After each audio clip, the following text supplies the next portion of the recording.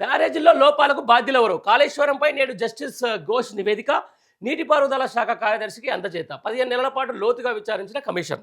Right. Kaleshwaram కమిషన్‌కి సంబంధించి గత కొద్ది రోజులుగా ఎవరైతే కాళేశ్వరం కమిషన్ పేరిట పీసీ ఘోష్ నేతృత్వంలో జరిగినటువంటి ఈ విచారణలో భాగంగా అప్పటి మాజీ ముఖ్యమంత్రి కేసీఆర్, అలాగే అప్పటి ఆర్థిక శాఖ మంత్రులు, అలాగే రెవెన్యూ శాఖ మంత్రులకు సంబంధించిన దాని మీద కూడా వచ్చినటువంటి ఈటల రాజేందర్, ఆ తర్వాత హరీష్ రావు గారు కూడా ఈ పీసీ ఘోష్ కమిషన్ ముందట హాజరయ్యారు. బహిరంగ విచారణ జరిగింది.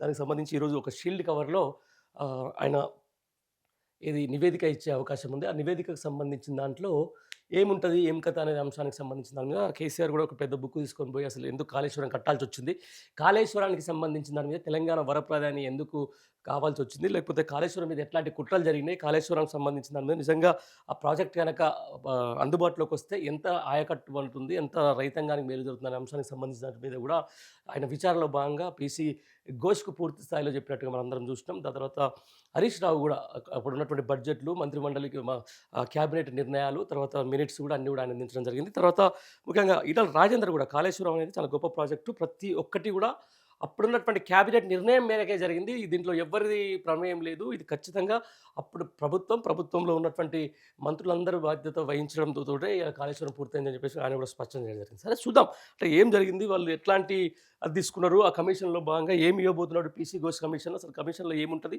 ఒకవేళ సీల్డ్ కవర్‌లో ఇస్తే ఈ ప్రభుత్వం అందులో నిజాలు బయట పెడతదా?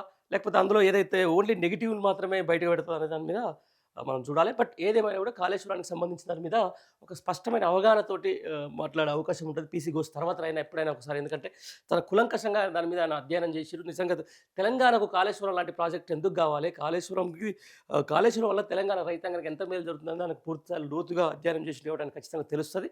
భవిష్యత్తులో ఆయన నుంచి అసలు కాళేశ్వరం గొప్పతనం మనం కూడా వినడానికి మాత్రం సిద్ధంగా ఉండాల్సిన అవసరం ఉంటది.